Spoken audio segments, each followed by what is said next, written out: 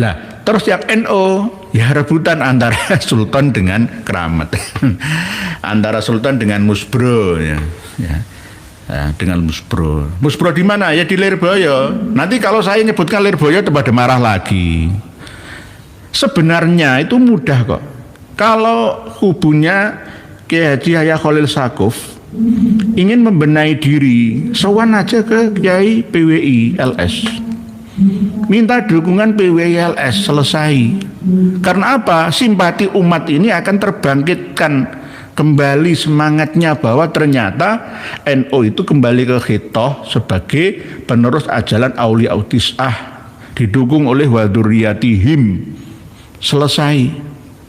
Walaupun sebenarnya tetap ada ADART yang perlu diterapkan. Ini kan hanya teorinya saja, prakteknya itu loh yang penting. Praktek di lapangan bahwa ternyata PWILS Kiai Haji Madudin Usman, Gus Abbas Mundut, Haji Roma Irama, Yai Joko Sahmat, Yai Marzuki Mustamar itu tidak salah. Gitu. Benar semua, jangan subhat di tengah. Ora jelas halale harome, ora jelas mendukung orane, ya akhirnya lagi ngambang. Jelaskan apa adanya, karena sudah saya kasih modal. Ini buku harus dimiliki oleh PBNU. Beli ke Shopee, ke Tokopedia, atau ke kami, ke PWI, ke Gus Haji Azuli, ke Gus Halim, ke Gus Mustafa Kamarudin, semuanya bisa, ya, untuk mendapatkan buku ini. Pelajari isinya. MUI adakan penelitian, menak, ayo kriteria ajaran sesat, menyesatkan itu seperti apa, dapatkan dalam buku kami ini. Assalamualaikum warahmatullahi wabarakatuh. Alhamdulillah teman-temanku, semoga kalian sehat selalu. Amin amin ya rabbal alamin. Alhamdulillah, jangan pernah lelah dalam perjuangan ini. Terus sadarkan saudara kita semuanya. Tanpa berpanjang lebar, langsung saja kita simak penjelasannya dulu. Malam hari ini kita akan membahas tema yang waqi'iyah atau peristiwa yang terjadi beberapa hari belakangan ini, tentang berbagai macam trik dan intrik, taktik dan politik manusia ingin tetap berkuasa alias bertahta, memiliki besarnya nama, memiliki harta, dan memiliki segalanya, ya, yang menunjang kehidupannya di dunia. Namun terkadang caranya saja yang kurang elok, ya, kurang sesuai dengan tuntunan fakta dari data yang ada. Yakni bolehlah harta, tahta, dan wanita itu kita miliki bersama, namun ada batasan-batasannya. Di antara kebahagiaan yang kita cari itu ternyata terkadang malah seperti fata morgana, dok amun-amun. Kita lihat wang sinawang, setiap orang itu bahagia, padahal mereka itu sama-sama berjuang dalam menahan diri dari ujian dan cobaan masing-masing orang. Jadi kalau kita hanya menerapkan falsafah wang sinawang, ya, maka kita akan kurang syukurnya. Kita akan tambah ngersulo, ya, kurang mampu menikmati lalu mensyukuri apa yang menjadi pemberian Allah Ta'ala. Di antaranya adalah peristiwa antara struktural Nahdlatul Ulama. Kenapa saya tidak mengangkat tema khusus tentang musbro misalkan, musyawarah kubro misalkan, pleno misalkan, antara sultan dan keramat misalkan, karena sudah ada yang ngurus sendiri-sendiri di bidangnya. Sudah saya ingatkan, kalau NU ingin selamat, ya jangan tinggalkan perjuangan aulia utis'ah wa dzurriyyatihim ilal an. Jangan sepelekan, ya, jangan anggap remeh bahwa perjuangan dzurriyyah aulia utis'ah itu untuk memurnikan kembali, ya, akidah syariah sufiyah sesuai dengan pemahaman yang bersifat watoniyah, yakni sesuai dengan kekinian dan keindonesiaan. Karena inilah yang paling penting yang harus dipegang oleh para pemangku struktural Nahdlatul Ulama. Terus antara kubu sultan, hotel sultan pleno, ya, dengan kubu keramat atau kubu musbro misalnya, ini bagaimana? Kalau menurut saya yang kemarin, ya, di musbro itu ya sudah tepat. Tetapi dari sudut pandang yang berbeda dengan yang di Sultan, Hotel Sultan Pleno itu. Lah, semuanya harus sesuai apa yang disampaikan oleh Gus Islah Bahrawi, yakni islahi, damai, rukun-rukun, tetapi hukum tetap berjalan itu. Rukun, ya, islah, tapi hukum tetap berjalan demi menyelamatkan keutuhan organisasi keagamaan Nahdlatul Ulama yang dibanggakan. Ketika organisasi sudah dikasih harta, tetapi sumber daya manusianya kurang bisa mensyukurinya, ya jadinya seperti ini. Ketika anak TK misalkan, ya mohon maaf, ini pendapat pribadi, dikasih uang 10 miliar, ya nggak kuat, nggak ngerti uang 10 miliar itu apa, berapa, seperti apa gunanya, untuk apa. Tapi bagi orang yang sudah kelasnya mampu mengelola uang 10 miliar, dikasih 10 miliar, wadahnya sesuai, maka ya bisa menerimanya. Lah, ini kan bagian daripada sistem, ya, untuk melemahkan sih sebenarnya organisasi Nahdlatul Ulama. Tapi kalau waktu menerima anugerah harta itu benar-benar waspada sebelumnya, maka akan menjadi dan membawa berkah ke depannya. Ini yang masalah ke-NU-an semuanya sudah mengetahuinya. Untuk masalah lainnya, misalkan ada urusan perpecahan antara ahli thariqah yang selama ini diwadahi oleh Jam'iyah Ahli Thariqah Al-Mu'tabarah An-Nahdiyah, Jatman, ya, dipecah menjadi dua, ada Jatma Aswaja. Kan jelas antara Romo Yai Khalwani dengan Romo Yai Lutfi.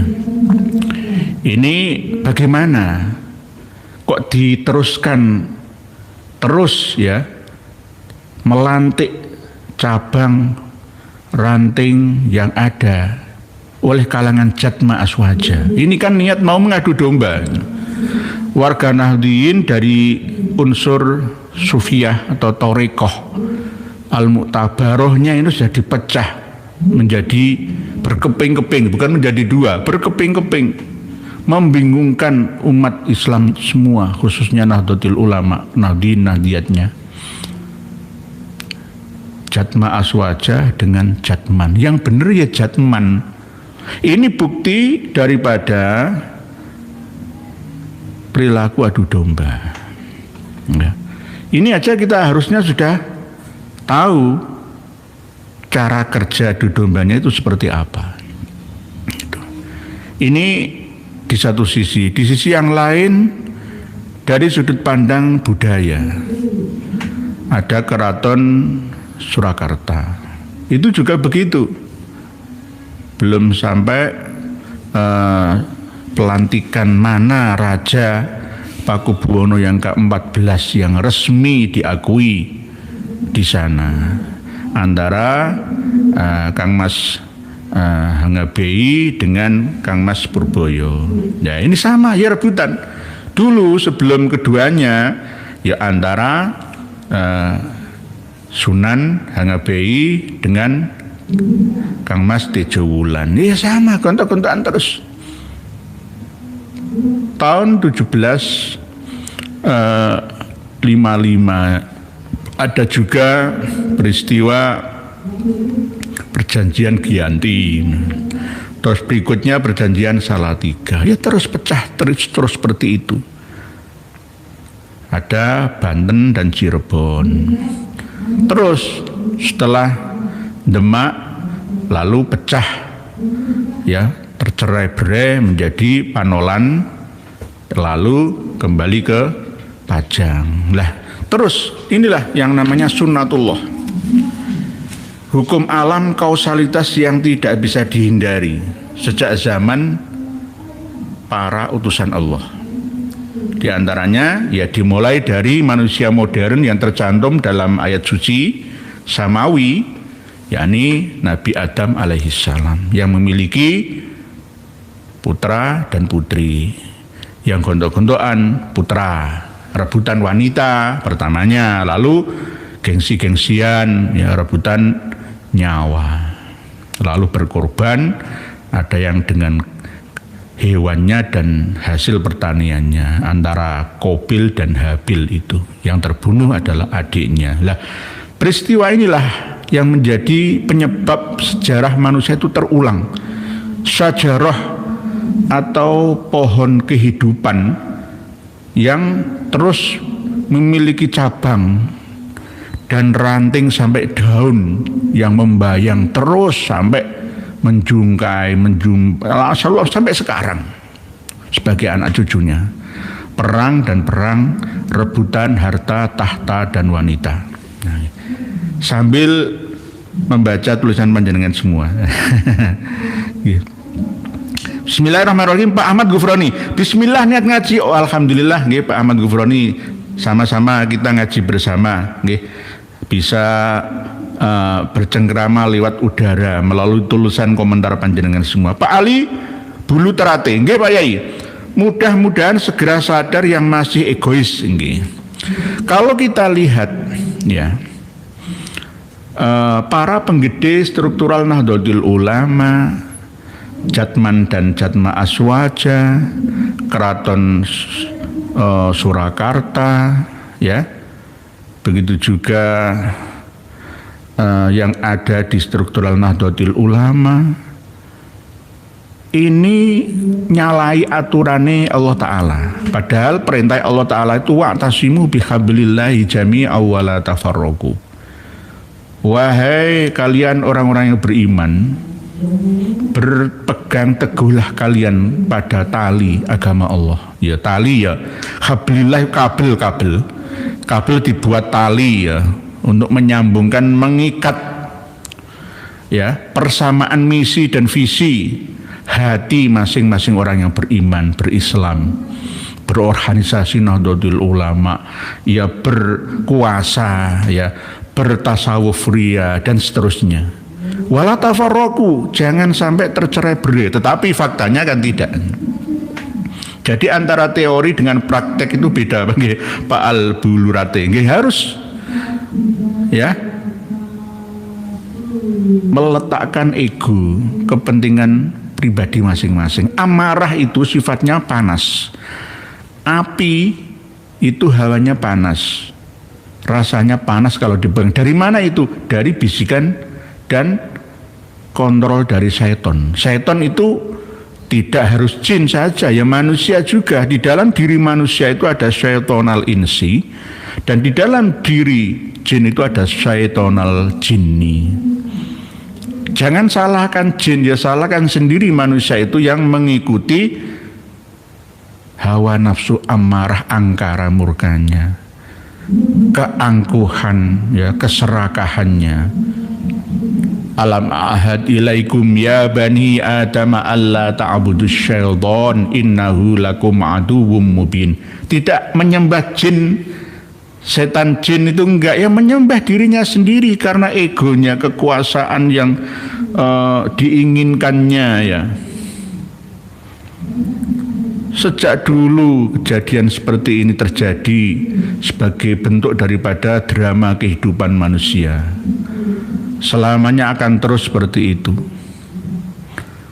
Jadi kalau kita kembalikan ke akar ajaran yang tertinggi dalam Islam, untuk mencapai mutmainnah nafsunya, tidak hanya amarah, lawamah, sufiyah saja, tapi harus mutmainnah, maka ini sulit terjadi. Bagaimana bisa mutmainnah? Wong ulama yang sudah sekaliber, ya, jenengan lihat sendiri, ya, memiliki nama besar, pondok pesantrennya juga banyak santrinya, banyak jamaah umatnya, tetapi masih perilakunya seperti kanak-kanak, seperti saya. Ya kan nggak sesuai lah. Bagaimana bisa mutmainnah? Bagaimana bisa hidup sakinah, kolbiyah? Ya sulit lah. Sulit. Masih terikat dengan harta tahta dan wanita. Kalau menurut ajaran agama Jawa kuno, Nusantara atau Nusantara kuno, itu malah justru untuk mencapai moksa itu sulit dengan cara seperti itu. Tanggalkan semua keinginan-keinginan itu, ketaalukan, kekumandilannya, gondelan dengan dunia. Ya, harusnya istirja, kembali kepada Allah Ta'ala, bahwa innalillah wa inna ilaihi rajiun. Harusnya begitu nih. Pak Agus Supriyanto, assalamualaikum. Sugeng dalu nderek nyimak. Waalaikumsalam Pak Agus Supriyanto, nggih, sama-sama, monggo. Pak Hermanto Perkutut, assalamualaikum Pak Yai. Waalaikumsalam. Kula tumut ngaos, nggih, hadir selalu Pak Yai. Kula asli Wonosobo, saniki teng Jakarta Timur. Oh nggih. KDW itu mana nih? Kedawung. Jakarta Timur KDW itu mana? Kedawung apa? Nggih, pokoknya Jakarta Timur, nggih, Pak Hermanto, nggih, dari asli Wonosobo tapi mungkin mukim di Jakarta Timur, nggih, nggak apa-apa, sama-sama Indonesianya. Nggih, Pak Hermanto, monggo. Pak Peret, assalamualaikum warahmatullahi wabarakatuh. Wonosobo hadir ya, nggih, monggo. Pak Ali Ahmadi, daerah nyimak Yai, boleh, nggih, monggo. Nggih. Saya ingat Pak Ali Ahmadi ini beberapa hari yang lalu beliau berada di Korea Selatan. Itu pesen buku ini, membongkar ajaran khurafat Habaib Alawi,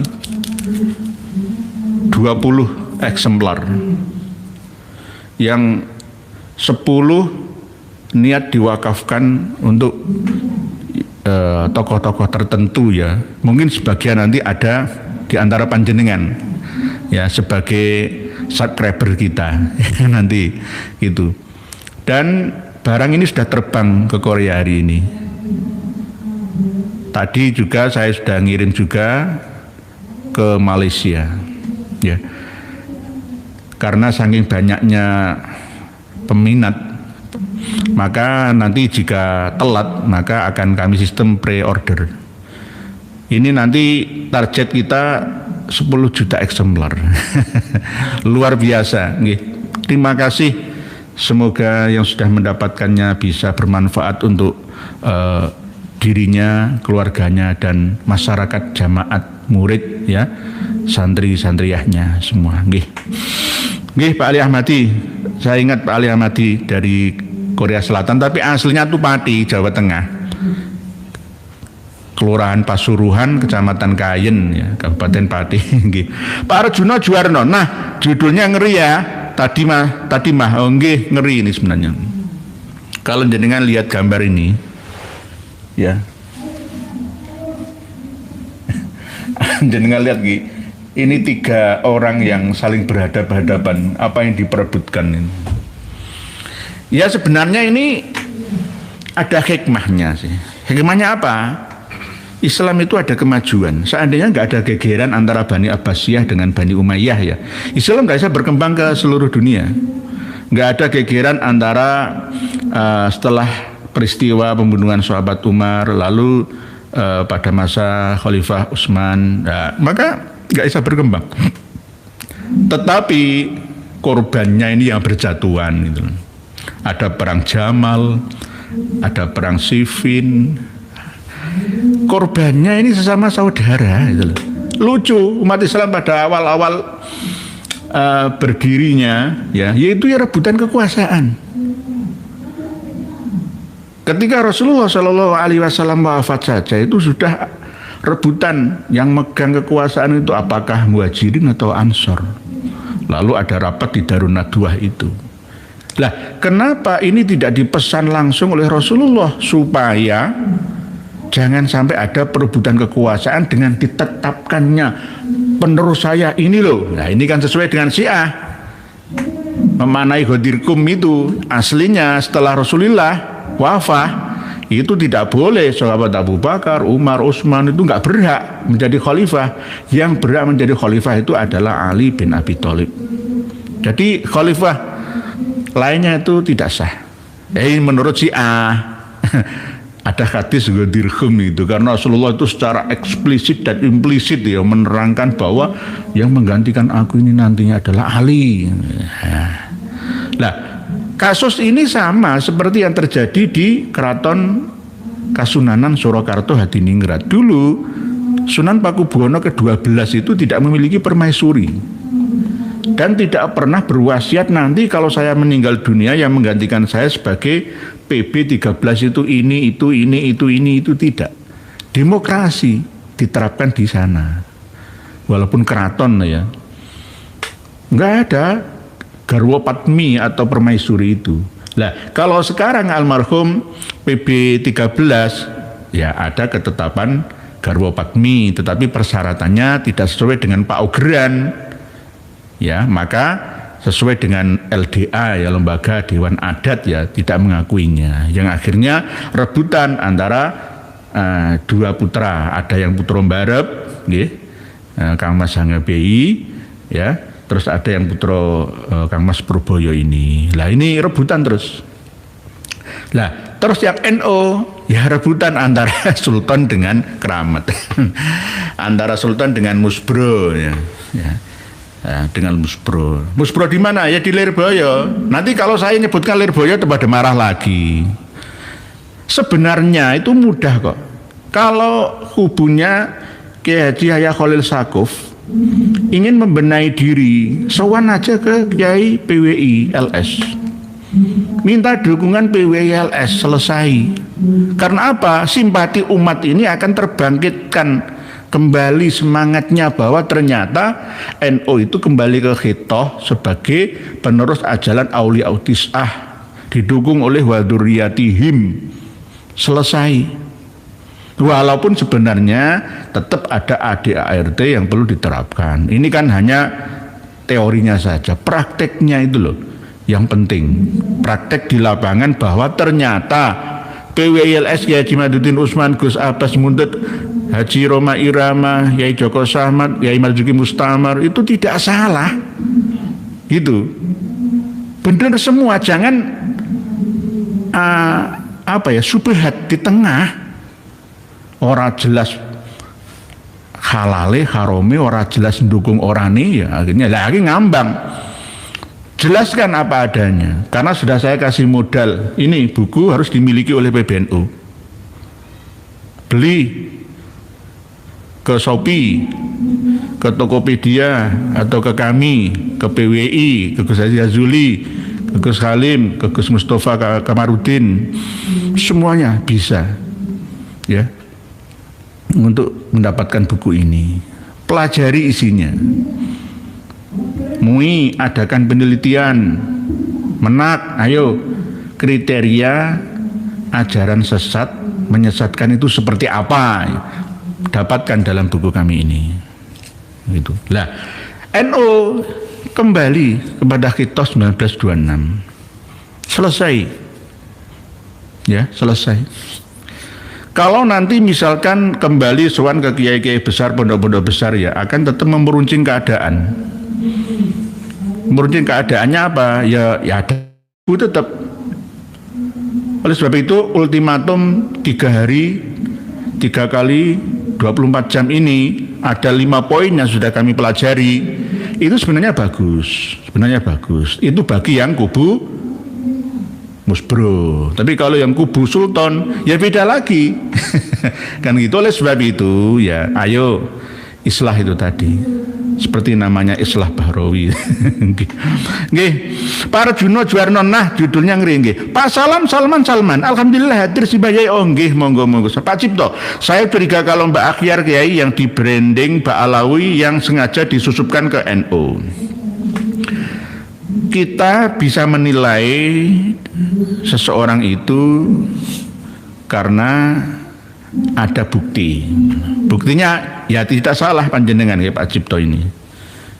Tidak salah. Ya memang ada bukti. Kalau misalkan saya mau bongkar, saya itu punya data banyak. Tapi saya nggak mau ngomong itu. Beliau itu saya punya data banyak tentang beliaunya. Saya punya data. Terus Kiai Yahya Khalil Saquf saya juga punya data saya banyak. Pribadi saya simpan sendiri. Biarkanlah dua kubu ini untuk menyelesaikan wong sudah podo tua kok. Masa dinasihati oleh anak kecil seperti saya ini kan gitu. Nggih. Mas Ujang. Assalamualaikum warahmatullahi wabarakatuh. Yey, dan seluruh semuanya, bila tarik menarik kepentingan pribadi dan kelompok dipertahankan, maka tidak bakal menggapai titik temu dan yang mendapatkan kerugian semuanya. Nggih. Ibarat menang kalah tetap hancur lebur. Kan gitu. Menang kalah tetap hancur lebur. Kalau ada yang usul 26.000 hektar itu kembalikan lagi konsensinya ke pemerintah misalkan ya. Dari pihak yang lainnya eman wong ini kekuatan organisasi bagaimanapun mau menyelenggarakan acara MLB lah, acara di Hotel Sultani lah, ya di Keramat Raya lah, semuanya perlu biaya. Masa urunan seperti waktu berdiri pertamanya membangun gedung PBNU Keramat Raya itu kan ya enggak itu. Ya, ini penting untuk dipahami oleh seluruh elemen Nahdiyat di semua lini ya, sampai underbone-nya ya, sampai organisasi di bawah naungannya. Ini penting. Jadi tarik menarik ya tidak hanya tarik tambang saja ya, tapi tarik menarik kepentingan, keinginan, ego. Ya karena manusia ya Mas pasti punya kepentingan dan ego nggih Pak Mas Ujang. Ya punya kepentingan, punya gorot. Yang tidak punya gorot itu cuma Allah Ta'ala. Semua itu makhluk itu punya gorot. Gorot itu tujuan, punya kepentingan gitu. Tapi Allah Ta'ala enggak. Allah Subhanahu wa Ta'ala menciptakan manusia itu bukan supaya Allah disembah oleh manusia, enggak. Enggak. Seandainya seluruh umat manusia enggak menyembah Allah Ta'ala, Allah enggak akan rugi. Atau kalau seluruh umat manusia beriman dan menyembah Allah Ta'ala, taat, takwa kepadanya, Allah tidak akan untung. Karena bukan tujuan Allah itu seperti itu. Allah itu tidak memiliki gharat. Ya, tidak memiliki kepentingan-kepentingan. Lah, kalau kita beribadah itu kan karena kepentingan kita sendiri, supaya kita aman sesuai dengan aturan panduan hidup ini, sesuai dengan ketentuan ilahi, begitu. Nggih memang begitu Mas Ujang, ruwet, hati bulat, karena saling mempertahankan kebenaran versi masing-masing. Kalau ada mahkamah tahkim ya, yang sebagai hakimnya itu ya nggak mungkin pemerintah. Kemarin Kang Mas Purboyo ini kan minta keputusan hakim mau merubah nama SIS ya menjadi SIS Pakubuwono ke-14 ya, tapi ditolak ya. Ya karena belum sesuai dengan kriteria ya, masih ya ada yang perlu ya dilengkapinya. Begitu juga misalkan kalau yang ini, yang beliau ini minta diakui sepenuhnya bahwa yang memiliki NU itu adalah Suriah. Ya, ini sama seperti seakan-akan dulu ya Pak Amin Rais sebagai ketua MPR itu jumawa. Yang bisa mecat Gus Dur sidang istimewa itu saya. Ketua MPR mandat dari rakyat semua. Dan presiden itu sebagai mandataris saya, sebagai pegawai saya. Sama nanti. Begitu juga misalkan ketika yang beliaunya ini ya setelah lengser dari Jatman terus mendirikan Jatma sendiri, akhir sama kepentingan nggak mau legawa itu loh, nggak bisa legowo. Oleh sebab itu kadang-kadang para pejabat petinggi abdi negara dulu itu kalau ruwet ngurusi kayak gini itu lebih baik naik ke gunung saja, menyendiri, meninggalkan trik dan intrik politik ya, saling menyakiti, saling menjegali, saling menyaingi, aduh ya nggak bisa tenang. Sebenarnya ada putra dari PB 12 ya, Gusti Puger itu ya, itu malah justru ya seperti Pangeran Benowo dulu itu, nggak mau istilahnya ambisi gitu dulu. Sebenarnya nama Kiai Haji Mustafa Bisri itu juga ya tidak mau ambisi untuk menguasai NU, enggak. Tapi harusnya ada majelis tahkim lah. Saya mohon juga negara nggak perlu campur tangan urusan Nahdlatul Ulama, biar diselesaikan sendiri, nggak perlu intervensi tentang organisasi, biar diselesaikan sendiri wis padha tuwa e, mesti gegeran terus didelok umat itu loh, ya, gak pantesan begitu. Gitu. Pak Taro N1J, Assalamualaikum warahmatullahi wabarakatuh. Apa kabar Roisam? Nggih. Nggih. Orang itu kalau salah, ya, itu salah tingkah. Biasanya begitu. Tapi terkadang kalau ada orang itu salah merasa benar, juga tidak salah tingkah, itu juga bisa. Tapi psikologi wajah manusia itu bisa kita deteksi bersama, gitu loh. Jadi bagi panjenengan semua lebih tahu ya, misalkan kayak wajah saya ini, apakah wajah saya ini seorang penipu atau orang apa, panjenengan tahu, lebih tahu daripada saya. Katung ngareng pasu bentuknya kayak ngene iki, nek ngomong kayak ngono, matane, suarane, kita bisa menilai sebenarnya. Pak Hakim, Pak Jaksa itu sebenarnya yang ngerti. Pak Ima, Pak Fahimi Ndut, Yai, apa benar Roisam dan Muhammad Nuh tak hadir di Lirboyo karena umroh ke Tarim? Yang mantan rektor ITS Pak Nuh, ya asli Surabaya, dekat saya rumahnya. Terus juga ketua YDSF ya, Yayasan Dana Al-Falah Darmo itu juga beliaunya. Istrinya direktur RSI. Ya. Sebenarnya hidup ini ada masanya, masa memburu harta, tahta dan wanita. Kalau sudah tercapai semuanya, jangan serakahlah, gitu loh. Bagi-bagi lainnya, generasi setelahnya, gitu. Yang kita makan itu cukup satu piring 3 kali saja, atau yang kita tempati itu cukup rumah secukupnya saja. Nggak perlu ketika di lain tempat ada orang T4, tempat tinggal tidak tetap ya, tidak memiliki rumah, kita malah justru menempati rumah mewah, tanah yang luas, wah, dekat sawah misalkan, ya. Kita serakah itu namanya. Sama dengan ketika kita memiliki banyak harta, sudah ada investasi di mana-mana. Kalau ada orang bekerja sebagai tukang semprit parkir itu ya, prit, ya kasihlah Rp2.000. Lah apa direwangi gegeran gitu loh. Gitu. Wah, ini enggak taat sama aturan pemerintah ya, enggak boleh begitu. Ya yes, kasihkan sedekah saja gitu loh. Atau kalau kita mengaktifkan basiroh nadhiroh kita ya, maka ketika kita melihat orang itu dengan ainur rahmah itu kasihan. Saya itu punya kos-kosan 5 bulan itu nggak bayar, itu nggak saya usir. Gara-gara apa? Kasihan. Kasihan saya. Itu kelemahan ya, tetapi sebenarnya bukan kelemahan, tetapi kasihan, rahmatan itu. Karena apa? Tidak ada alasan untuk mampu membayar di tempat yang lain. Ada yang sampai gara-gara corona itu macam-macam statusnya, wah ngeri itu. Tapi ya saya podo mangan, podo menungso, podo makhluk Allah Ta'ala. Ayo bareng-bareng, aku mangan sampean mangan, aku ramangan sampean ya ramangan gitu. Ya akhirnya ya terus berjalan. Ainur rahmah. Apalagi semisal misalkan Pak Nuh, misalkan itu kan yang apa yang dicari, sudah tua. Yang ditempati tidur ya 1 kamar saja. Anak sudah mentas semua. Kalau toh mau membenahi NU ya dengan cara yang berbeda.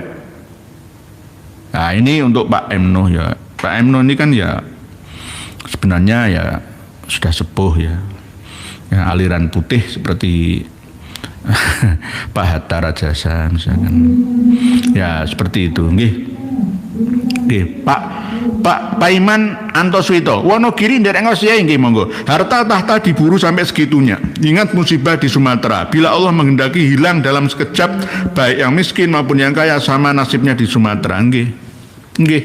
Itulah kehidupan manusia. Bahwa innamal hayatud dunya laibun walahun. Terus wa mal hayatud dunya illa mataul ghurur. Ternyata hidup itu seperti permainan, ya, dan lahan. Itu juga kehidupan di dunia ini adalah kebahagiaan yang merayu, tidak sebenarnya. Boleh kita ambil secukupnya saja, Coba. Seperti yang Pak Paiman Suwanto sampaikan, tuliskan.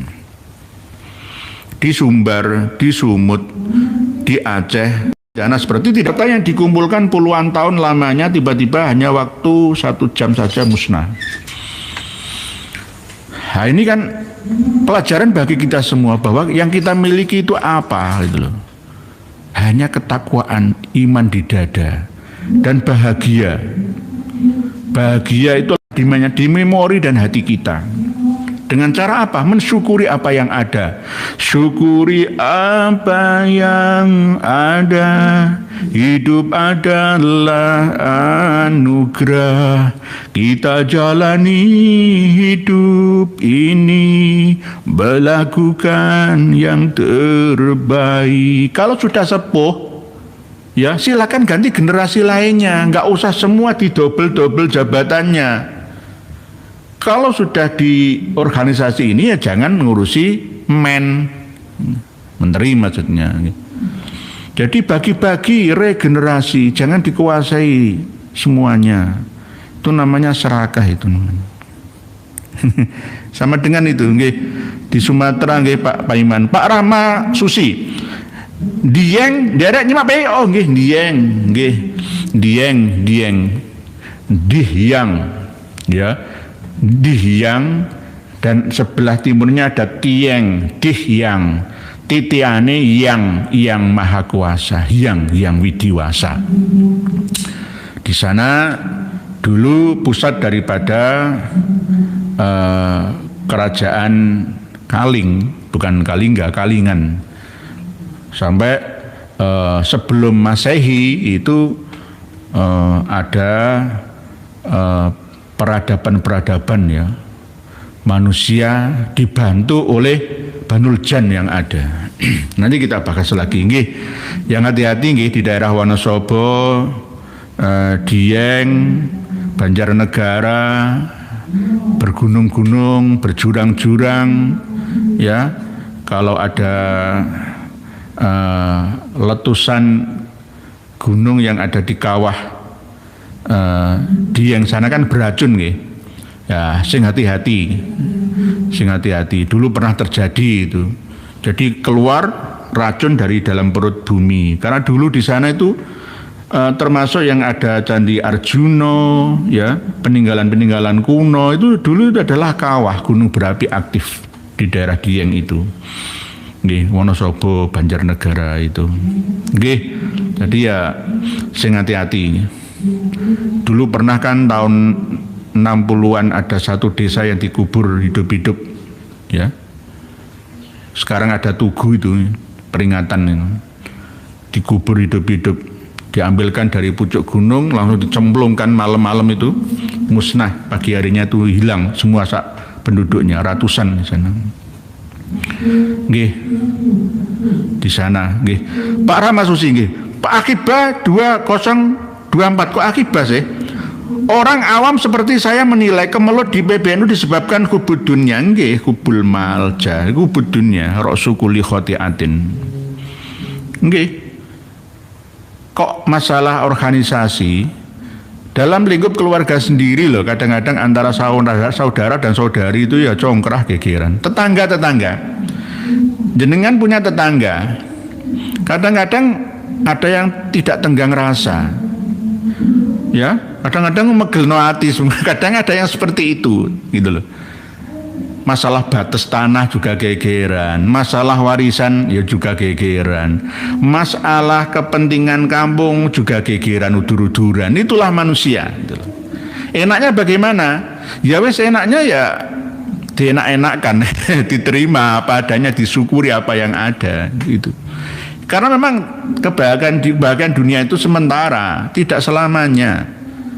Wamal hayatud dunya illa mataul ghurur. Ya, kesenangan yang tidak sebenarnya itu. Seperti fata morgana itu. Nggih Pak Akiba, kok Akiba namanya? Nggih. Kemelut di PBNU sebab hubud dunia, nggih ya kubul tambang dan lain-lain sebagainya. Sebenarnya kalau NU sendiri ditopang oleh Lazisnu dan usaha-usaha lain dari para pengusaha yang mendonasikan hartanya, nah, itu cukup sebenarnya untuk roda organisasi lah. Ya, kan ada usaha-usaha milik NU termasuk lembaga ma'arif juga, pendidikannya, rumah sakit Islam, perguruan tinggi NU UNUSA di Surabaya itu ada Universitas Nahdlatul Ulama Surabaya, ada fakultas kedokterannya juga. Lah, kerjasama lah seperti Muhammadiyah itu, niru cara mendapatkan finansialnya, gitu loh. Jadi nggak geger-gegeran terus. Karena apa? Panggilan jiwa sebagai pengurus struktural organisasi itu bukan untuk berkuasa selamanya, gantian periode 1, periode 2, periode berikutnya. Ya, PBNU ketuanya, Roesam-nya juga tidak selamanya, maksimal kan 2 periode. Jatman itu juga ya maksimal 2 periode. Ini gambaran bahwa ternyata hidup tidak selamanya. Presiden ya 2 periode, gubernur, bupati juga sama. Yang tidak ada periodiknya itu adalah bermanfaat untuk sesama selama masih hidup di dunia. Itu aja, itu nggak ada. Karena takwa pada Allah Ta'ala itu tidak ada ukuran sampai tua, mulai muda, ya mulai lahir di dunia sampai meninggal di dunia, kan gitu. Jadi Pak Ahmad Ghufrani, konflik itu keniscayaan antara agama, seagama, segolongan, antara keluarga pada akhirnya manusia akan konflik dengan dirinya sendiri, nggih. Kecuali sudah mampu memanage nafsunya, nggih Pak Ahmad Ghufrani, menjadi nafsu yang mutmainnah, dipanggil indah oleh Allah yang Maha Rahmah. Ya ayyatuhan nafsul mutmainnah, irji'i ila rabbiki radiyatan mardiyah, fadkhuli fi ibadi wadkhuli jannati. Kenapa memang manusia didesain oleh Allah Ta'ala seperti ini? Karena memang manusia bisa hidup selamanya, khalidina fiha abada. Meninggal dunia itu hanya proses sementara, selanjutnya akan hidup kembali di dunia, tapi beda alamnya. Dunia kok alamnya beda, dimensinya dan mungkin tempatnya. Inilah yang namanya hidup itu selamanya. Sama seperti ketika ada kawan-kawan kita yang memiliki pemahaman bahwa dunia ini mau berakhir, kiamat kubro. Kalau 5 gunung di Jawa meletus semua, maka sudah hancur musnah, kubro, ya besar-besaran. Seluruh umat manusia akan musnah dari muka bumi kita, misalkan. Tetapi ada jaminan dari Allah Ta'ala melalui hadis Rasulullah bahwa melalui hadis yang disampaikan oleh Rasulullah ya, tidak akan datang kiamat ya selagi masih ada orang mengucapkan Allah, Allah, Allah. Kan masih ada terus itu. Jadi masih ada orang yang mengucapkan Allah. Kalau di Indonesia mungkin seandainya tidak ada, tapi kan di Malaysia masih ada. Di Malaysia tidak ada, ya di Brunei kan masih ada. Dunia ini luas. Dunia bagian mana? Ya mungkin kiamat Timur Tengah sudah terjadi 2011. Kiamat kebangkitan manusia Indonesia ya dimulai dari 2 tahun kemarin, 3 tahun kemarin itu ya. NO yang ke 100 atau 1 abad itu. Kan ukurannya masih ukuran Hijriah ya kan. Kalau abad ukuran Masihiyah ya belum. Ya sudah, kalau sekarang ya hampir sudah mendekati kan gitu. Kalau proklamasi 1945 sekarang baru 80, ya kurang 20 tahun lagi, 2045 yang akan datang. Nah ini awal atau mungkin akhir ya dari segala peradaban ya. Lah Indonesia ini sudah bangkit semua sebenarnya, kebangkitan keilmuan, Nahdhah. Kalau nggak Nahdlatul Ulama ya Nahdlatul Ummahnya saja. Kalau dulu ulamanya bangkit, sekarang umat yang harus bangkit. Kalau Nahdlatul Ulama NU-nya ya tidak mau ditata, ya jadi Nahdlatul Umat saja. Sama-sama NU tapi Nahdlatul Ummah. Bukan Nahdlatul Ulama, tapi Nahdlatul Ummah, milik semua umat. Gitu, nantinya akan begitu. Kalau nggak bisa ditotol, 3 hari lagi. Dari 5 poin yang dirumuskan kemarin di Musbro itu. Pak Miskar Jutobat, Rahma Kabibah Yas. Nama Kabibah kadang gitu. Pak Miskar coba. Hadratus Syekh Haji Hasyim Asy'ari tidak punya guru Habib Ba'alawi. Apabila ada itu buku karya kelompok Habib Ba'alawi sendiri. Sebenarnya dalam Irsyadus Sari itu tidak ada keterangan tentang sanad. Seandainya punya, ada Irsyadus Sari yang menyebutkan dari marga As-Segaf, Ahmad As-Segaf itu ya. Ya dulu itu kan belum terbuka. Ya, kitab-kitab nasab dan sejarah yang ada. Nanti kecurigaan itu belum tampak, ya. Toh kalau ada yang mengetahui ini nggak pantas akhlaknya, misalkan Hadratus Syekh menurut ceritanya dari Gusmi sendiri ya, bahwa Hadratus Syekh pernah didatangi oleh Habib, ana minal habaib, aku gak mbok reken. Wah, akhirnya diusir sama Hadratus Syekh. Asyaraf minal adab, man laisa lahu adab wajaba alaihi santab. Pergi. Dimarahi sama Hadratus Syekh. Berarti ya ada orang yang ngaku-ngaku sayyid, syarif atau habib lah pada zaman Hadratus Syekh Kiai Haji Hasyim Asy'ari. Tapi Kiai Hasyim Asy'ari tidak mempedulikan itu, gitu loh. Jadi kalau ada kitab-kitab yang dikarang yang mengatakan bahwa nasab sanad keilmuannya Hadratus Syekh itu ke Ba'alawi, misalkan ada Said Bakri Syato dan lain sebagainya, jangan dibenarkan 100%. Lebih banyak salahnya itu. Semua akan mencari legitimasi, semuanya silsilah keilmuannya Mbah Khalil Bangkalan nanti ya Habib. Berdirinya NU ya Habib Hashim bin Umar bin Toha bin Yahya. Sama semua akan mau diakui, ya, nggak tersisa gitu. Jangan mudah percaya, nggak ada yang asli, yang sahih seperti yang disampaikan oleh Kiai Haji Marzuki Mustamar itu, bahwa memang Hadratus Syekh itu tidak memiliki guru resmi asli dari Habaib Ba'alawi. Kotoh misalkan memiliki, sama seperti kiai-kiai ulama-ulama yang ada di Nusantara ini berguru kepada Sayyid Alwi atau Sayyid Muhammad bin Alwi Al-Maliki, ya nggak salah kan, beliau bukan Habib kok. Perlu kita jelaskan secara berulang terus-menerus bahwa kita harus paham mana Alawiyin, Alawiyah, Ba'alawi, Syarif, Sayyid, Habib itu apa dan siapa. Itu yang harus perlu dipelajari dan dipahami bersama itu. Banyak yang nggak paham. Dikira ya Haji Maduddin Usman, saya misalkan itu nggak percaya adanya cucu Nabi kita. Oh nggak begitunya, nggak begitu. Salah paham itu namanya. Pak Toko Surya, Assalamualaikum warahmatullahi wabarakatuh. Bagaimana ketua Toreko seperti di Plat G yang mimpin mimpin hatinya masih khurafat nggih.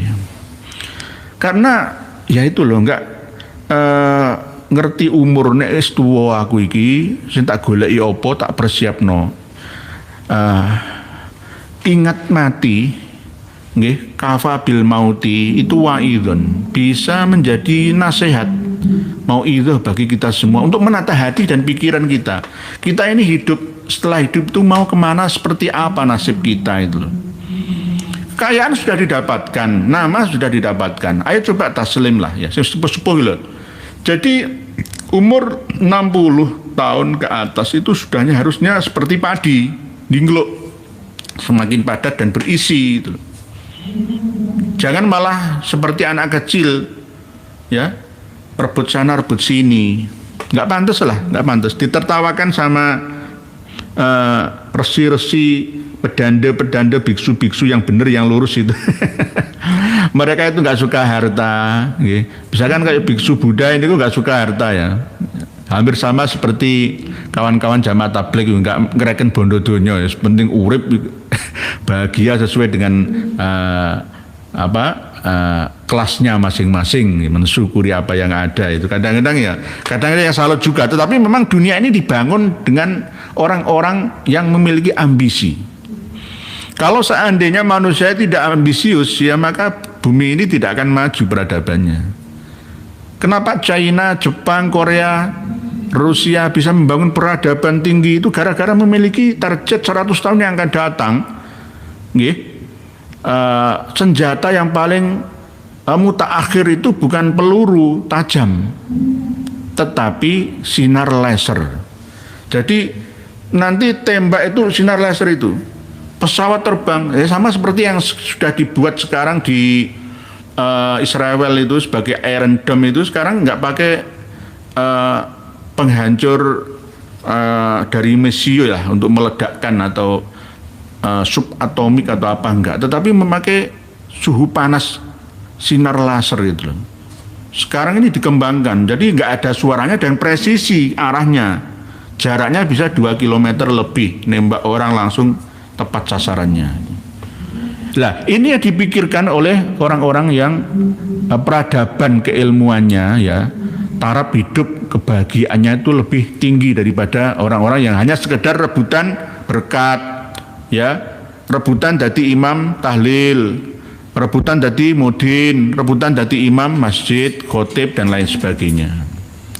Nggak produktif itu. Memang dibuat seperti itu. Kok sebesar Nahdlatul Ulama organisasi besar ya keraton juga, jatmas spiritual aswaja dan jatmannya ya sama. Pak Namura, teknik hidup adalah ujian, diuji dengan perintah dan larangan, perang antara tauhid dan syirik sampai hari kiamat ya Indonesia. Itulah namanya dunia ini panggung sandiwara, ceritanya mudah berubah. Ada Mahabharata dan ada tragedi dari Yunani. Terus ternyata kita bersandiwara. Nanti saya dimarahi sama Habib Ahmad Al-Bar. Jadi hidup adalah sandiwara, nggak akan ada sampai kiamat. Ya kiamat itu ya kiamat kubro, ya kiamat kapan? Pokoknya sampai kebangkitan. Ya terus inovasi manusia itu harus terjadi. Kholidina fi abada itu tadi loh Pak Namura teknik. Jadi seperti Pak Namura teknik, misalkan teknik lompatan otomotif ya dan teknik sekaligus IT itu berkembang. Kenapa agama nggak bisa berkembang? Gara-gara apa? Ya itu tadi rebutan balung tanpa, rebutan tulang tanpa daging. Majapahit P2G Assalamualaikum Ima Waalaikumsalam Miska Jur tadi sudah. Pak Rais Muhyiddin, saya dulu suka lihat TV 9 dengan salah satu acara ngajinya Mbah Khiar. Sekarang lihat wajahnya saya jadi nek. Maafkan Kiai Nur, saking jengkelnya saya sama Mbah Tua. Tapi ya jangan benci berlebihan lah gitu loh. Jadi walaupun sebegitunya ya jangan berlebihan. Bagi doka haunan ma'asa ayyakuna habibaka yaumamma. Ini bahasa hadisnya Kanjeng Nabi, bulat ya. Tapi kalau bahasa Indonesianya singkat itu loh. Wa habibaka haunan ma'asa ayyakuna baghidaka yaumamma. Wolak-walik ya. Bahasa Indonesianya gampang, cinta dan benci sekedarnya saja. Gitu aja. Jangan berlebihan gitu aja gitu aja kok repot. Nggih Pak Rais Muhyiddin itu monggo terserah panjenengan karena memang ya ada sebab musababnya ya, enggak saya salahkan semuanya. Pak Angger ngaji. Assalamualaikum ya. Waalaikumsalam. Dereng nggak usah nggih monggo. Pak Rahmat Bejo. Eling malas podo. Oh nggih. Pak Rahman Bejo nggih. Eling itu zikir. Ala bi dzikrillah tatmainnul qulub. Ingat, hanya dengan mengingat Allah hati menjadi tenang. Allah, bahwa kita ini semua berasal dari Allah, ciptaan Allah, dititipkan ya di bumi ini sementara oleh Allah. Hidup paling ya nggak sampai 100 tahun. Untuk apa buat eker-ekeran? Ya buatlah untuk bersyukur ya kan. Alhamdulillah dikasih oksigen sampai sekarang masih hidup, nggak perlu beli tabung oksigen, gratis. Bes, misalkan nggak punya tabungan investasi misalkan, ya anggapan seperti ayam sama burung itu ya, nggak punya tabungan kan. Hewan-hewan itu masa punya tabungan, nggak punya, tapi ya bisa hidup ya, kan gitu. Disyukuri apa yang ada itulah. Nggih, sementara begitu. Nggih, Pak Gundek. Lanjut kastur Kiai Energi hati negara pencerahnya demi mencerdaskan anak bangsa Indonesia. Salam kenal Pak Kiai Dailam. Oh nggih, monggo Pak Kiai Dailam. Kok jenenge Gundek. Nggih, Pak Kiai Dailam. Nggih, jadi Dailam itu daerah. Hati Dailami. Imam Ad-Dailami, Dailam ini. Pak Supoyo Distro, Blitar selalu hadir ya, semoga sehat ya, monggo. Pak Angger ngaji, semoga ya, semoga sehat, amin. Pak Anasa saja. Ada yang dawuh bahwa harta itu menjadi alat Dajjal untuk menjebak orang beriman. Apa benar Pak Kiai? Oh leres. Dajjal itu punya rayuan. Racun di tangan kananmu, madu di tangan kirimu. Kebalik kan ini? Aslinya kayak begitu. Racun di tangan kirimu, madu di tangan kananmu. Apa yang? Nah itu lagu tahun 80-an itu nggih. Siapa dari Wibowo itu ya? Ari Wibowo ya. Nah, kalau Gombloh nggak begitu. Apa Gombloh itu? Surabaya ya. Pokoknya ikulah. Nah, Dajjal itu memiliki surga, tapi istrinya aslinya itu neraka. Kelihatannya surga, rayuan belaka. Itu. Lah, Dajjal itu juga punya neraka. Ya misalkan. Ini contoh ya. Seakan-akan jamaah pengajian yang mengetuai, yang mengepalai, yang memimpin sholawatan ini adalah Dajjalun misalkan. Kelihatannya kan membahagiakan, padahal isinya itu menerakakan, gitu, menyengsarakan. Nah, atau kemungkinan misalkan kita terlibat narkoba misalkan, kelihatannya kalau kita nyabu itu kan bahagia sementara, tapi mari ngono susah lagi setelahnya. Nah, padahal itu neraka. Nah, sama seperti misalkan ya rayuan-rayuan dunia, harta tahta dan wanita itu, ya, itu senjatanya Dajjal. Tapi bagi orang yang mampu mengelolanya ya nggak apa-apa. Harta, tahta dan wanita itu nggak apa-apa, dijadikan sarana untuk bertakwa kepada Allah Ta'ala, gitulah aslinya. Gitu. Sama yang terjadi beberapa hari yang lalu di Bekasi itu loh kan ya. Bupati termuda ya. Siapa itu? Bukan Bekasi kan, sama bapaknya ditangkap KPK itu ya. Hartanya langsung melonjak tinggi 79 miliar ya karena ijon gitu ya. Lah harus seperti ini karena dia itu tadi kena rayuannya Dajjal. Harta. Padahal sebelumnya itu lugu-lugu saja sebenarnya itu loh. Tapi ketika melihat wah kok menguntungkan ya enak ya, diambil juga. Nggak ingat sama rakyatnya. Lah ini kan ya kasihan juga. Kasihan masa ditangkap KPK akhirnya masuk neraka. Awalnya ya surga 79 miliar harta saya, 7 turunan.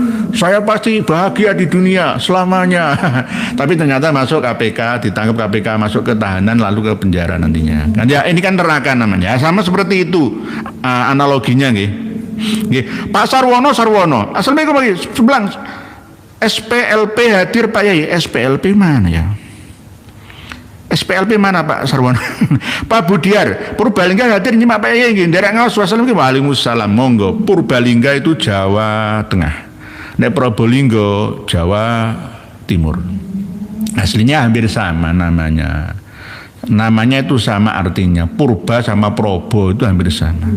Cuma beda logatnya saja. Nggih, gitu nggih Pak Budi nggih. Pak Joko Wolwo, kok gak bahas Habib? Kenapa ya? Oh, wira selang-seling.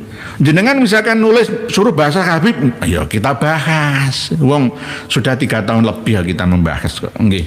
Nanti Pak Joko mosok nanti kan kita akan dituduh lah Pak Joko. Isa nih bahas nasab tok. Ilmu ra ono lah, kan disalahkan kan kita nanti ya. Kita akhirnya warni-warno gitu loh. Jadi campur-campur gitu loh. Semua tergantung. Nggih. Diselang-seling lah. Nggih Pak Joko nggih. Pak Sriwidya, Bu Sriwidya, hadir nyimak wae nggih monggo. Berikutnya Majapahit. Assalamualaikum, Kiai. Menurut Gus Islah Bahrawi, konflik di NU penyebab utamanya karena tambang. Bagaimana tanggapan Kiai? 85% benar. Karena memang tambang itu sebenarnya ya baguslah untuk bahan bakar organisasi.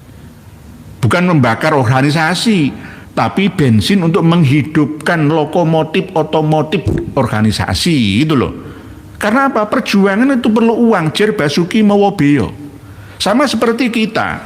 Jenengan melihat Karma 212 yang pertama, subscribernya kan hampir 50.000 nggih. Ketika tumbang, maka kita berdiri Karma 212 KRT Nurhya Adinegoro. Ya belum punya studio pertama. Ya hasil dari dukungan panjenengan semua akhirnya bisa beli mic seperti ini, bahkan 2 sama ini 2 ya. Cuma yang belum itu laptopnya kurang canggih sekarang, masih pakai handphone ternyata admin saya ini, karena kalau handphone bisa dibawa kemana-mana. Nah ini kan perlu biaya itu loh. Jadi perjuang dalam dakwah via udara seperti ini ya perlu biaya. Lah maksudnya bahan bakar itu jangan dibakar cuma-cuma, malah membakar organisasinya congkrah seperti sekarang ini ya, tapi dikelola menjadi pertalite, solar, pertamak untuk menghidupkan mesin organisasi. Mau ada acara menghidupkan organisasi, ngeladeni umatnya. Kalau struktural mikirnya tambang, terus bagaimana nasib umatnya? Itu loh. Buktinya ketika masalah nasab Habaib Alawi ini goncang di kultur Nahdlatul Ulama, struktural juga kurang mempedulikannya. Ini gara-gara ya nggak mikirin umat tapi mikir tambangnya. Lah kan begitu. Nanti suatu saat akan dimanfaatkan oleh penguasa karena ada balas budi atas pemberiannya. Diberi tambangnya itu nanti setiap calon presiden ya akan berkampanye dan menjanjikan organisasi massa yang memiliki massa terbesar di Indonesia. Yang penting ini dikasih ghanimah lah kalau dalam hal hukum perang ya.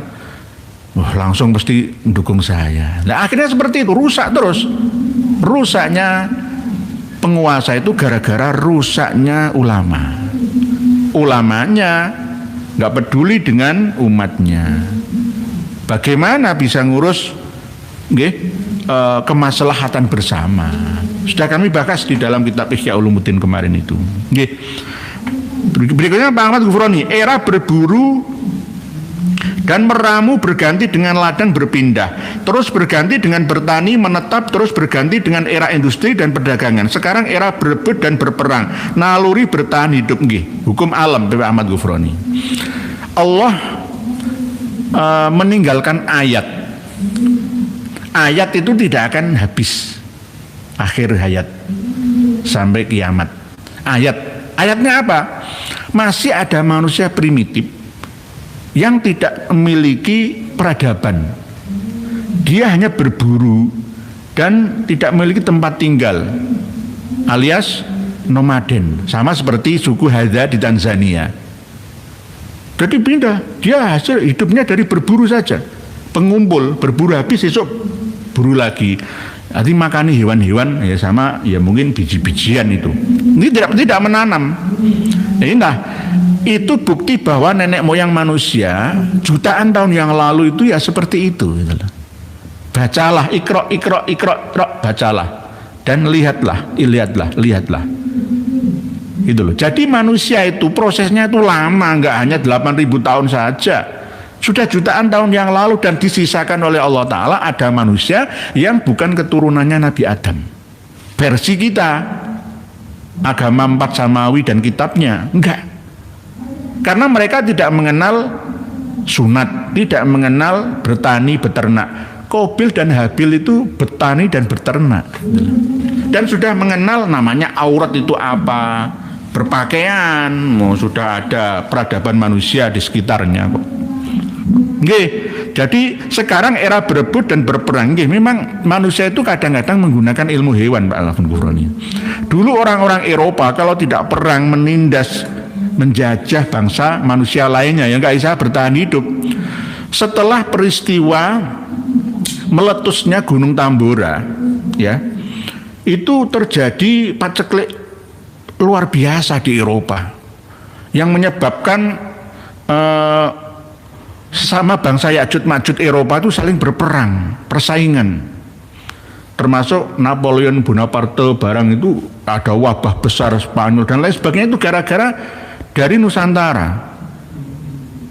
Gunung Tambora ya dulu pernah Krakatau, meletus luar biasa, lalu mempengaruhi cuaca di seluruh atmosfer yang ada di negara-negara di dunia, di bumi kita ini, yang akhirnya mempengaruhi peradaban manusia. Ya akhirnya perang dunia, ada perang dunia pertama, perang dunia kedua, sekarang ini kan hanya perang dingin saja. Lah ini kan ada berita Rusia itu ditantang sama Ya'juj Ma'juj.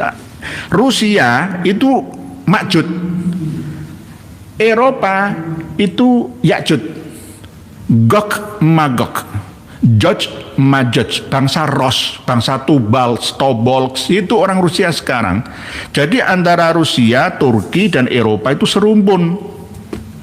Sama dengan ketika orang Ambon sama orang Papua itu serumpun. Ratusan suku, subsuku yang ada di Papua, bukan gini ya, Papua yang kita, ya, Papua Barat, ya, ini bagian daripada manusia serumpun. Jadi kita akan menghadapi masa yang suatu saat juga Allah yang menentukannya melalui insting yang diberikan kepada seluruh umat manusia. Rusia akan perang dengan Uni Eropa. Ya ini sementara kan perang dingin saja gara-gara masalah Ukraina, gitu loh. Masih perang sampai sekarang, dan perangnya perang besar-besaran, tidak melalui seperti perang zaman dulu kala harus berhadapan-hadapan langsung pakai pedang, pakai kuda. Enggak perlu sekarang. Perang jarak jauh semua, pakai drone, senjatanya senjata pemusnah, pembunuh massal, ya, tidak pembunuh satu persatu saja. Nah ini mau tidak mau ya Asia Timur Raya ikut terlibat di dalamnya. Akhirnya Jepang lah sebagai saudara tua katanya, akhirnya menguasai kita 3 tahun lebih itu. Nggih, ini naluri bertahan hidup ya, sama seperti hewan dong nggih, Pak Ahmad Gufroni. Kalau jenengan melihat film World Animal itu kan begitu, buaya makan apa? Ada yang kan karnivora, ada yang herbivora kan, sama. Kalau manusia itu kan omnivora, makan segalanya. Nggih, Pak Eka Sultan. Assalamualaikum warahmatullahi wabarakatuh. Siap panjang umur kagem Yai Mamin. Segera cabut mandat Rois Am dan Ketua PBNU Yai. Bener-bener klan ini. Nggih. Memang kalau yang klan Rois memang pendukungnya ya Habib. Tapi kalau yang Musbro yang kemarin itu, Musbro itu ya, itu enggak ada Habibnya, tetapi nek Mukibinya ada. Nggih Pak Eka Sultan, nggih, PBNU harus dibersihkan karena darah penjajah ada di NU, nggih. Sudah saya pesan, NU itu bersihkan semua. Setiap kali yang ada penyakitnya itu ya harus diobati kan gitu. Manusia sakit ya harus diobatkan kan itu. Kurang berapa menit? Selama ya. Okay. Pak Eka Sultan begitu leres panjenengan. Pak Cecep Padenan. Nah, ini Pak Cecep Padenan kemarin beli kitabnya. Assalamualaikum warahmatullahi wabarakatuh. Dari Mak Yai. Monggo, mugi ilmunya bermanfaat berkah barokah. Amin. Sama-sama Cecep. Sehat lho Kiai. Panjang umur berkah. Amin. Matur suwun. Saling mendoakan. Jangan sombong. Aku sombong dewe nggak begitu. Kadang-kadang kan ada orang saking PD-nya itu. Saya nggak perlu didoakan setelah mati saya bisa hidup sendiri. Nggak perlu tahlilan, saya nggak perlu didoakan anak saya, kadang seperti. Tapi nggak boleh begitulah. Gitu loh. Kadang-kadang kita minta doa anak yatim, doa ibu bapak kita, doa guru kita, itu kan wasilah. Nggak apa-apa. Yang penting yang kita minta wasilah itu masih hidup gitu. Nah mati ku, jalur ditungano kok malah gimana? Orang mati itu seperti orang kelelep ya, kayak bisa berenang kok malah jaluk ditulungi kok malah ditulungi, jaluk ditulung malah. Itu kan kualik walak-walik nih. Pak Ali Ahmadi, alhamdulillah Yai, masjid yang kami kelola di Korsel. Oh, nggih alhamdulillah. Oh, Pak Ali Ahmadi leres berarti yang Korsel tadi. Nggih, saya tadi dari kantor langsung meluncur ke bandara. Ke Bandara Juanda langsung mengirimkan pesanan dari Pak Yai Ali Ahmadi ini dari Korsel nyimak live kita ini. Masjid yang kami kelola di Korsel sudah diterima nggih Pak Ali Ahmadi, sudah saya tanda tangani. Satu tanda tangani khusus buat panjenengan itu. Yang lainnya nanti bertahap nggih. Jadi Pak Ali Ahmadi ini asli Pati Jawa Tengah Pasuruan kotanya, bukan Pasuruan Jawa Timur. Kelurahan Desa Pasuruhan. Desa Pasuruhan itu dekatnya Pelang Trimulyo, dekatnya Jetis Pesagi. Yo, saya hafal semua. Leres Pak Ali Ahmadi nggih. Kalau leres jenengan catet nggih. Jadi ada Desa Pesagi. Lan Jetis itu mepet Pasuruan tapi ikut Pesagi. Perbatasan antara Pasuruan dengan Pelangharjo. Pelangharjo itu ikut Trimulyo. Nah, sebelah baratnya Pasuruan itu ada Rowo-Rowo namanya. Lah Rowo-Rowo itu berbatasan dengan Mejobo dengan Kudus. Nah, itu. Lah Pak Ali Ahmadi ini dari sana. Biasanya mengamalkan Rotib Al-Atos, sekarang sudah tidak lagi ongging, betul usah. Ini Rotib Al-Haddad nggak usah, ganti Rotib Ar-Rifai. Moco Yasin, moco Al-Waqiah, moco Ar-Rahman, moco Quran angen-angen sak maknane, utawa masang LCD, TV besar, nyetel live streaming kita bareng-bareng ditonton dari Korsel sana nggih. Mohon maaf Pak Ali Ahmadi nggih, guyon nggih. Tidak lagi leres dengan. Sekarang sudah tidak lagi setelah saya melarangnya dan menyampaikan apa yang sudah disampaikan ya nggih matur suwun. Memang begitu. Kebenaran bukan karena saya, karena berdasarkan penelitian bahwa di antara rotib, hizib, sholawat, produk-produk Ba'alawi itu ada unsur sihirnya. Sehingga seakan-akan ada ketergantungan gitu. Ya memang kadang ada isinya doa permohonan, tapi wasilahnya itu ilar rohi mesti kok al-faqihil muqaddam ya. Habib Umar bin Abdurrahman Al-Attas. Nek Rotib Al-Attas kan dari marga Al-Attas mulai dari abad 10 itu. Menjelang 11 nih Habib Umar bin Abdurrahman Al-Attas, marga Al-Attas. Habib yang pertama kali mendapatkan gelar Habib itu dari marga Al-Attas ini. Al-Atas ini termasuk al-atas, termasuk tinggi, ningrat dari kalangan habaib ini. Tapi kalau asegab ini biasa sebenarnya, tapi banyak asegab. Termasuk pendeta Thomas Riwu Asegaf itu kan, ya termasuk marga di bawahnya Al-Atas. Gitu, nggih. Setelah saya melarangnya, nggih matur suwun, kita berjuang bersama nggih Pak. Semoga jenengan mendapatkan keberkahan. Berjuang itu ada di mana-mana. Siapa saja. Balighu anni walau ayah, sampaikan dariku kata Rasulullah, walaupun cuma satu ayat, alif ba ta tha jim kha kha dal zal ra za sin shin sad dot ta za ain ghin fa qaf kaf lam mim nun wa ha lam alif hamzah ya, sampaikan. Nggih leres Pak Ali Ahmadi, terima kasih, semoga Allah menguatkan dan beri keberkahan panjenengan, tidak hanya dakwah di Nusantara tapi dakwah di luar negeri sana. Nggih terima kasih, jazakallahu khair, semoga wakaf panjenengan juga berguna nggih. Karena bertahap nggih Pak Ali Ahmadi, permohonan pre-order yang semakin banyak dan cetakan masih belum selesai semua, nanti bertahap kami akan sowan. Kami mulai besok itu libur kerja sampai 2 pekan lamanya. Insya Allah kami akan gunakan ya untuk dakwah keliling lah ya untuk menyampaikan ya. Mohon doanya juga Pak Ali Ahmadi, semoga panjenengan di sana bersama dengan teman-teman berbahagia, panjang umurnya, berkah rezekinya. Nggih, terima kasih. Kang Sodikin, berapa sih gajinya jadi pemimpin PBNU Pak Kiai? Enggak ada gajinya. Secara resmi nggak ada gajinya. Cuma kalau pas rapat-rapat tanda tangan itu ada uang transport. Gajinya itu dari mana? Ya dari hasil kalau diundang ceramah gitu loh, dapat amplopan. Kalau dapat amplop dari pengusaha, sowan minta doa, ya kadang-kadang seperti itulah. Kalau misalkan ada yang curagi ya misalkan ya, rumahnya ya Miftah kok mewah, ya jangan seuden lah. Gitu kayak. Ya kemungkinan rezekinya Allah itu kan ya banyak melimpah kan gitu, kemungkinan kita gak usah seuden. Pak Saijo Rahmat, Pak Yai, sebaiknya PBNU tidak perlu mengelola tambang meskipun sebagai organisasi besar perlu dana besar. Menurut Prof. Kiai Haji Said Akil Siraj, juga PBNU lebih baik tidak mengelola tambang. Nanti ditimbang-timbang Pak Saijo Rahmat. Banyak mandorotnya atau banyak masalahnya. Kalau misalnya banyak masalahnya ya silahkan. Tapi kompensasi pembagian keuntungan fee yang masuk ke pemerintah itu juga memberatkan sebenarnya. Nggak murni lah. Ini kan kemungkinan kebijakan pemerintah kita dulu itu daripada dikelola asing gitu loh. Lebih baik dikelola oleh bangsa sendiri. Lah bangsa sendiri ada organisasi. Lah akhirnya masuk di situlah. Akhirnya goro-goro ini gitu. Nggih. Nggih. Sambil membaca tulisan panjenengan yang tadi nggih. Pak Tohari ya Pak Tohari. Assalamualaikum derek nyimak monggo silakan nggih. Pak Saiful Nafik. Assalamualaikum ya. Waalaikumsalam. Apa benar pahala puasa Rajab 1 hari sama dengan 1 tahun puasa, 3 hari sama dengan 3 tahun, 7 hari dapat surga? Terima kasih.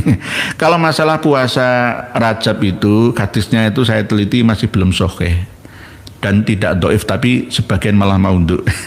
Nggih, sebagian malah maundhu. Nggih, mohon maaf nggih. Kalau misalkan mau puasa ya puasa Senin Kemis atau Ayyamul Bid atau puasa hajat itu enggak apa-apa malah. Kalau misalkan dikhususkan, nah itu hadisnya saya teliti itu di dalam kitab Al-Maudu'at, hadis Al-Maudu'at itu enggak ada ya.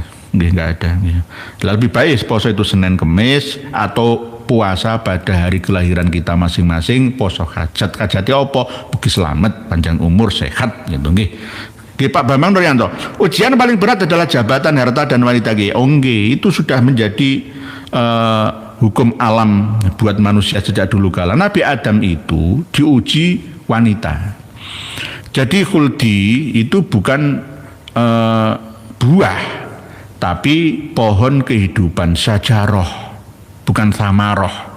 Lah, ketika masa-masa remaja Nabi Adam itu ada puber pertama, ketertarikan dengan lawan jenisnya. Ya, akhirnya ya Siti Hawa itu yang dinikahinya. Tetapi aslinya atas kehendak Allah Ta'ala jangan dulu, tahan dulu, tetapi ternyata dilanggarnya. Oleh sebab itu ketika kita memiliki keyakinan Ahlussunnah wal Jamaah atau aswaja, dilarang mengatakan bahwa Nabi Adam itu maksiat. Padahal Qur'annya jelas, wa aso Adamu rabbahu faghawa. Padahal Qur'annya jelas, wa aso lan duraka sapa Adamu Nabi Adam rabbahu ing pangerane Nabi Adam. Faghawa lan lacut sapa Nabi Adam. Loh, sama dengan ini, tapi sebagai pengikut aswaja tidak boleh berkeyakinan Nabi dan Rasul itu tidak maksum. Tapi ternyata ya faktanya ya Nabi Adam wa aso Adamu rabbahu faghawa. Qur'annya ngomong begitu. Ini serba salah itu. Serba salah. Serba salah. Nah, nanti kita bahas lagi pada tema yang lain ya. Di lain waktu nggih. Nggih, memang harta tahta dan wanita. Jadi pertama itu wanita. Sejak dulu dalam cerita, misalkan cerita mitos ya Bandung Bondowoso, cerita Sangkuriang, itulah wanita-wanita semua. Nabi Sulaiman ya wanita. Ayo mana? Ayo Nabi Adam ya wanita. Qabil Habil direbutno ya wanita. Gara-gara ingin menikahi kembarannya. Ayo mana lagi?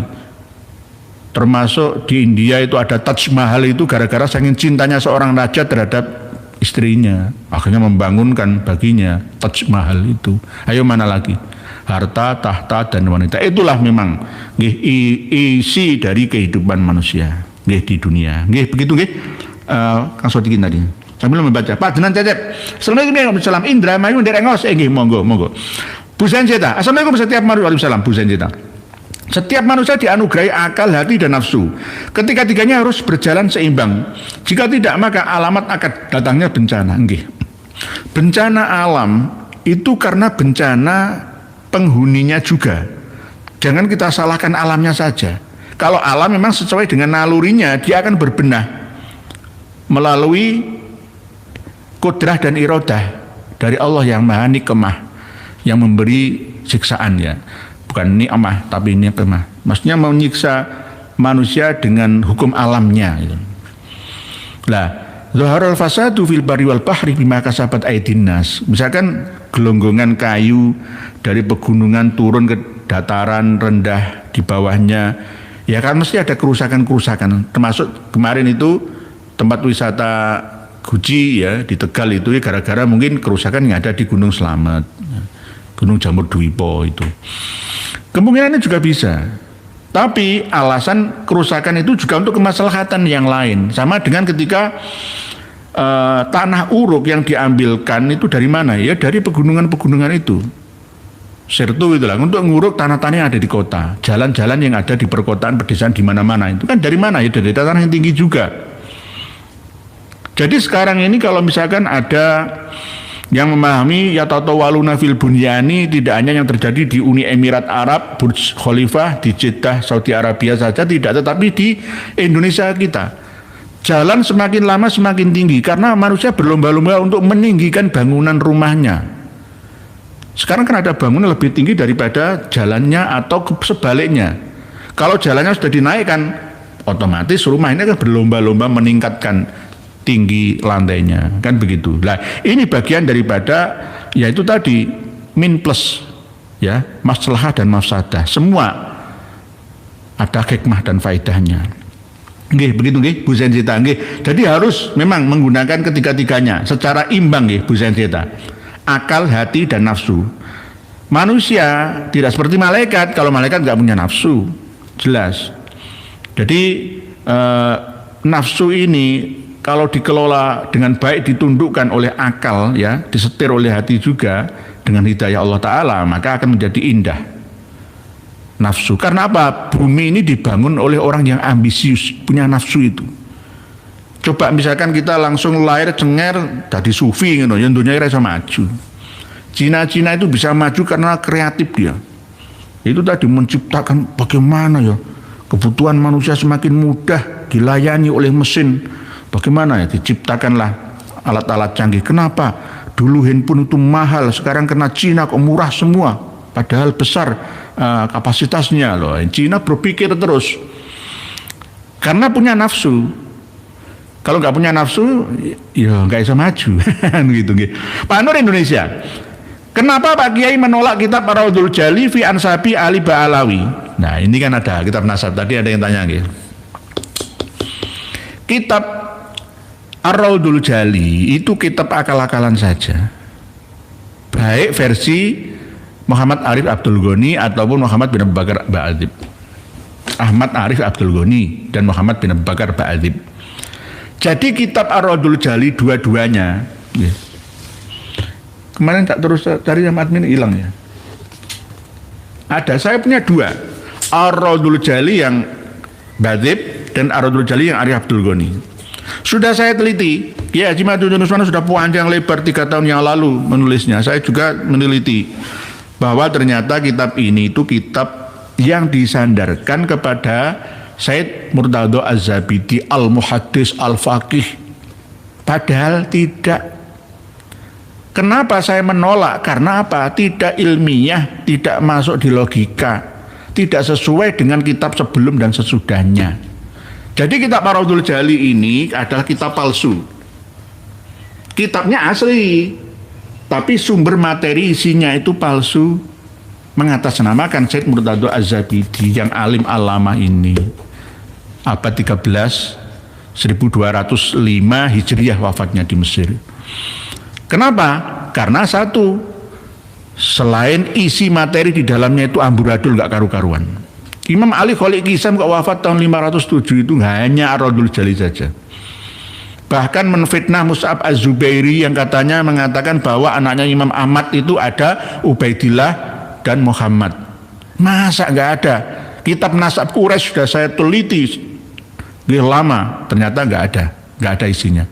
Katanya Al-Bukhari, bukan Imam Bukhari, Abu Nasr Al-Bukhari mengisbat bahwa anaknya Imam Ahmad itu ada dua, Muhammad dan Ubaidillah. Saya cari kitab Sirus Silsilah Al-Alawiyah, nggak ada. Selalu begitu, klaim begitu. Sama dengan Hadratus Syekh Hasyim Asy'ari, gurunya dari Bu Ale, ngapusi, jangan percaya. Wong sekelas kitab seperti ini aja ya dihapusi kok. Bagi orang yang tidak membaca isinya, ya akan langsung, wow, wong Syekh Murtado Az-Zabidi ya ditolak sama Kiai Ikhya sama Kiai Imad, berarti orang itu orang kualat itu. Enggak diwaca isi ini, enggak paham. Jadi kitab Ar-Raddul Jali itu sebenarnya catatan dari Ahmad Hasan Muhammad Qasim, kerjasama dengan Marga bin Yahya, terus dibumbui sama Alwi bin Thauhir Al-Khaddad itu. Jadi istrinya itu amburadul. As-Safari Al-Azwarqoni diklaim mengisbat Muhammad Maulad Dawileh. Oh, belum lahir kok. Enggak pas. Jadi Ar-Raddul Jali itu hanya klaim-klaim sepihak, dua versi, ya. Ada Ar-Raddul Jali fi nasabi Bani Alawi dan Ar-Raddul Jali fi nasabi Ali Ba'alawi, beda. Kitabnya itu judulnya sama, disandarkan kepada pengarang yang sama, tapi isinya beda-beda. Redaksinya juga beda-beda. Persamaannya adalah bahwa amburadul semua, nggak sesuai dengan data sebelumnya dan nggak nyambung. Ini kok dikode sama admin sudah jam berapa ini ya? 11:30 ya? Ya tadi kok katanya lama. Ya Allah, Pak Dwi, Pak Yoga, Pak Safiuddin, Pak Andoko Harjo, Masya Allah tulisan panjenengan banyak sekali yang belum terbaca. Pak Mahira, Pak Alawi yang jelas menipu umat Kiai. Pak Warsa Wijaya, sebenarnya menurut batal tidak orang rukuk sujud lesan kebacut baca ayat kursi tanpa sengaja. Gak apa-apa, gak batal. Nanti kita bahas lagi Pak Warsa Wijaya. Jadi gak batal. Yang penting gak membaca selain bahasa yang jadi tuntunan dalam sholat. Kalau dalam hati nggak apa-apa, tapi keluar suara misalkan pas Allahu Akbar, saking cintanya terhadap Al-Kursi tiba-tiba Allahu la ilaha illa huwal hayyul qayyum, nggak apa-apa. Yang penting tidak misuh. Allahu Akbar terus misuh, ya batal itu. Bahasa selain bahasa Arab, karena memang di dalam sholat masih ada standar. Tidak seperti khutbah Jumat, harus tetap membaca sesuai dengan tuntunan rukun qauli, ya, yang berbahasa Arabi itu. Pak Mahir, Bu Sri Pak Jaipat dengan Kang Brot, Pak Alam Sakir, banyak sekali tulisan panjenengan, ratusan bahkan mendekati ribuan yang belum terbacakan, mohon dimaafkan, tetap ada guna dan faedahnya. Tulisan komentar panjenengan ini semoga dibalas oleh Allah Ta'ala setiap hurufnya dengan 700 bahkan lebih 700 kebaikan dalam ranah perjuangan kita. Pak Ali Ahmadi dari Korea Selatan, semoga juga diberikan kesehatan, panjang umur, keberkahan, keselamatan, kebahagiaan. Demikian pertemuan kita malam hari ini hanya mukadimah. Isi dan penutupnya jenengan kembangkan sendiri dan jenengan tutup sendiri, karena saking keterbatasan waktu kita. Termasuk diantaranya adalah orang-orang ini, ya. Kalau saya ini di tengah-tengah saja, gambar saya di tengah-tengah saja ini. Jadi sebenarnya kalau masalah berarti enggak tegas ya. Kalau tegas-tegasan ya saya tahu semua. Cuma ingin mendamaikan semuanya, gitu. Jangan sampai tukaran, ya. Mau jelas, ya, jangan atokaran, jangan permusuhan. Perselisihan boleh, perbedaan boleh, tapi jangan jadikan sebagai alat permusuhan. Demikian yang dapat kami sampaikan, semoga sedikit ini banyak manfaatnya. Mohon dimaafkan jika masih ada yang kurang lengkap dalam membacakan tulisan panjenengan. Tetap saya periksa dan saya baca ini. Wallahu a'lam. Wassalamualaikum warahmatullahi wabarakatuh. Alhamdulillah, semoga bertambah sadar para pengikut mereka habaib. Sudah saatnya kita pribumi bangkit lawan semua doktrin mereka habaib. Wahai saudaraku, secara ilmu sejarah dan nasab sudah terbukti Ubaidillah terputus 650 tahun, bahkan bisa lebih. Dan secara ilmu filologi juga tidak nyambung. Mereka habaib apalagi dengan ilmu pasti, yaitu ilmu YDNA. Jelas mereka anak cucu Yahudi. Terus apalagi yang bikin saudara-saudara bingung? Kan sudah jelas semuanya. Dan coba kita lihat jejak digital teramah mereka habaib. Fakih Mukodam Isra Mi'raj 70 kali. Ini sangat menyesatkan, bahkan saya berpikir bahwa mereka itu Islam atau bukan. Dan mereka juga terus-terusan menggaungkan bahwa Indonesia merdeka karena jasa habaib. Ini sangat menyesatkan. Karena tokoh-tokoh pahlawan nasional kita tidak ada dari kalangan mereka habaib. Justru mereka lah yang buat Nusantara lama merdeka, karena mereka habaib kerjasama dengan Belanda. Dan setelah Indonesia merdeka, muncul lagi PKI. Bahkan 2 kali. Dan siapa tokoh PKI? Ya mereka juga. Kalau dipikir-pikir, mereka wajib kita usir dari Indonesia ini. Mereka mirip dengan kaum Rohingya. Dan masih banyak lagi rekam jejak hitam mereka habaib di Indonesia ini. Dari sini bisa kita pahami kan? Tetap semangat terus. Semoga saudaraku sehat selalu dan dimudahkan rezekinya. Amin amin ya rabbal alamin. Sampai jumpa di video selanjutnya.